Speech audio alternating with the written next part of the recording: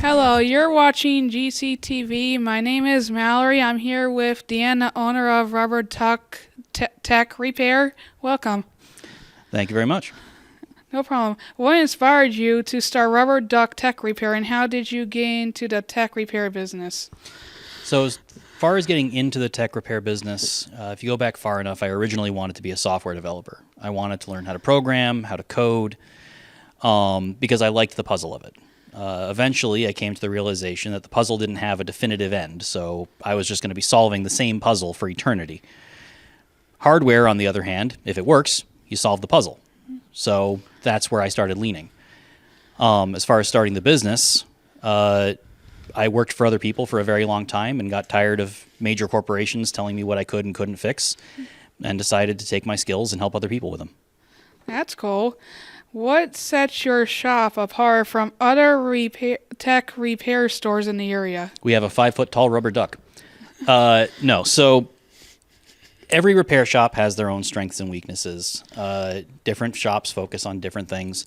Our focus is on the quality of our repairs. So we want to do the job to the best of our abilities. Sometimes the parts that are available or the repair itself makes that difficult.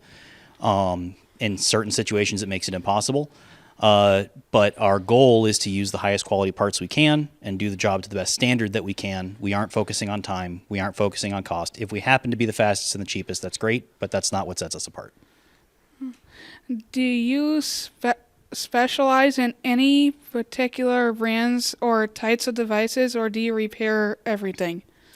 We primarily focus on computers, phones, and tablets. We've recently started getting into game consoles for certain things. We can do HDMI ports on PS5s, for example, or Xboxes. We're starting to get into board-level soldering work. We're not fully up to speed on it yet, but it is something that we're continually improving on. Generally speaking, we run by the mentality of we'll have a look at just about anything, but we can't promise we'll be able to fix it. What are the most common tech issues customers bring to you? The vast majority of them are broken panels, broken LCD panels, broken digitizers, broken keyboards. More recently, with Google blocking all ad blockers, we've seen an increase in potential scam victims coming in because scammers have gained access to their machine, which isn't ideal. It's not the kind of business we want to see, and we don't charge for removing it. Oh, that's cool. What's the most challenging repair job you've ever worked on? Probably the most challenging repair job that we did as a team shortly after we opened. One of our first repairs was someone asked us to fix a demolition drill. And it was interesting. We'd never worked on heavy machinery at all previously. We'd never worked on any sort of power tools. We were eventually able to figure it out. We were able to replace the trigger and replace the wire and get it working again, but it was so outside the norm for what we work on that would probably be it. How do you ensure customers feel confident and satisfied with your repairs? That's on each individual customer. We spend as much time as we need to when they ask if it's all good to go, and we're willing to show them that everything is working and what the limitations are of any given repair. And when we do send out links to the reviews page on Google, we only ever ask that people be honest. We don't ask for any sort of rating or anything like that, so that people can use that as an active gauge of where we are as a company. That's cool. Have you ever had a particularly memorable customer interaction or success story? We've had a couple. We've had one or two people that thought they lost their data forever. We were able to get it back because it was just a broken screen. We've had one or two people that, particularly scam victims, who think that everything is gone, and we're able to get their computers back in working order.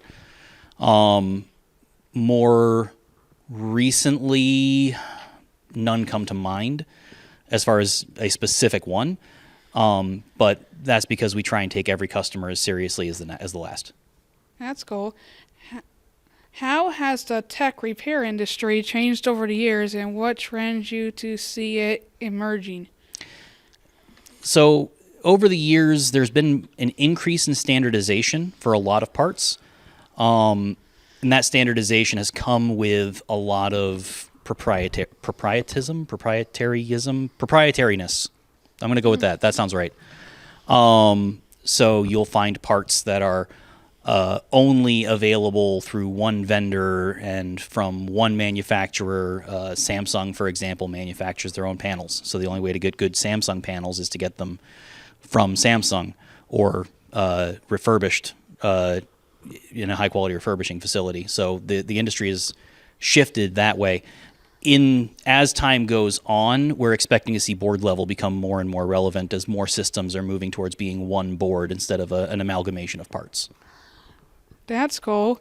With more companies limiting third-party repairs, how do you see the future of independent repair shops like yours? The really short answer is we're going to find a way.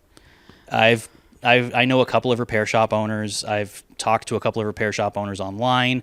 There's a group that I'm a part of that's nothing but repair shop owners from across the country. We're all of the mentality that if they make it, we will find a way to fix it, and they're just going to have to deal with it. Why did you choose the name Rubber Duck Tech Repair? Is there a story behind it? So Rubber Duck Tech Repair is named after a process called rubber duck troubleshooting. It's originally a software term. I picked it up when I was originally learning coding. What you do is you stop, you explain your problem to a rubber duck. Oftentimes it is a literal rubber duck. It sounds funny. The idea is that by verbalizing the issue that you're experiencing, it changes how your brain processes it, slows it down, and lets you think about it from different directions. Anytime you've ever walked into a room and gone, why did I come in here? I was sitting on the couch and I was talking to, oh, right, water. That's basically rubber duck troubleshooting, only without the intent behind it. That's cool. Well, thank you for your time. Absolutely. Thank you very much. No problem. And thanks for watching GCTV. See you next time. Pick up everybody. Pick up everybody. Pick up.